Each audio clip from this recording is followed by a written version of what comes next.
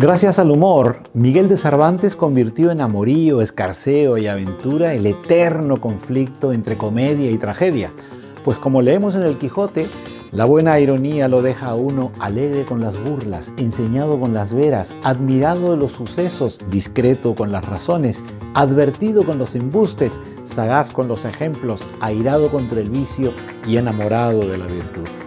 Los dos grandes clásicos de la literatura en español, Miguel de Cervantes y Jorge Luis Borges, fueron extraordinarios humoristas y por eso quiero celebrar a los escritores de habla hispana que nos enseñaron a reírnos de nosotros mismos cuando descubrieron que el hombre nace aburrido, pero la sociedad lo divierte. Jorge Ibargüengoitia es hoy uno de los escritores más queridos y admirados de México, pero se trata de una unanimidad más bien reciente, porque Ibargüengoitia desarrolló su obra durante los años del boom latinoamericano, cuando el humor era considerado un género menor que terminó aplastado por el solemne, severo y campanudo compromiso revolucionario. Por eso, Ibargüengoitia razonó así en Humorista, agítese antes de usarse. Si no voy a conmover a las masas ni a obrar maravillas, me conviene bajar un escalón y pensar que si no voy a cambiar el mundo, cuando menos puedo demostrar que no todo aquí es drama.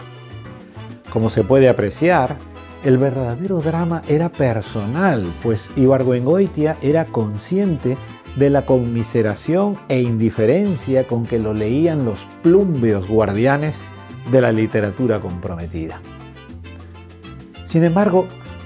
40 años después de su muerte, el humor de Ibargüengoitia ha subido varios escalones, porque novelas como Los relámpagos de agosto,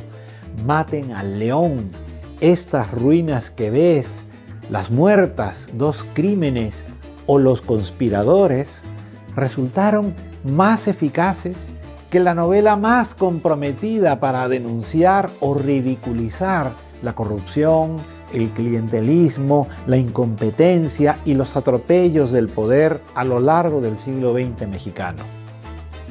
Autor de numerosas obras de teatro y de cuentos desopilantes reunidos en La Ley de Herodes o libros de amenos artículos como Sálvese quien pueda,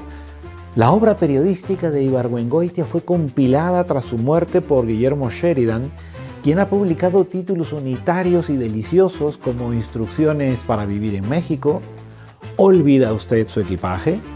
Autopsias rápidas o La casa de usted y otros viajes.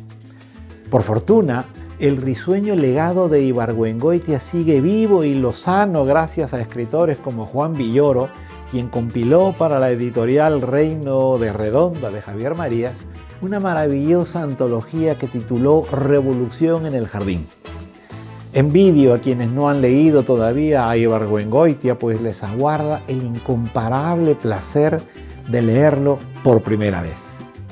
El verdadero conflicto de la literatura en español no es entre comedia y tragedia, sino entre amor propio y vergüenza ajena. Dos expresiones muy difíciles de traducir. El humor es un alambre tendido entre ambos conceptos y el Quijote fue el primero que lo atravesó airoso, demostrando que su tragedia tenía un punto de comedia. Soy Fernando Iwasaki de Loyola Praxis Mundi para el Instituto Cervantes y todos los hispanohablantes que nacieron en otras lenguas, en la Mancha extraterritorial.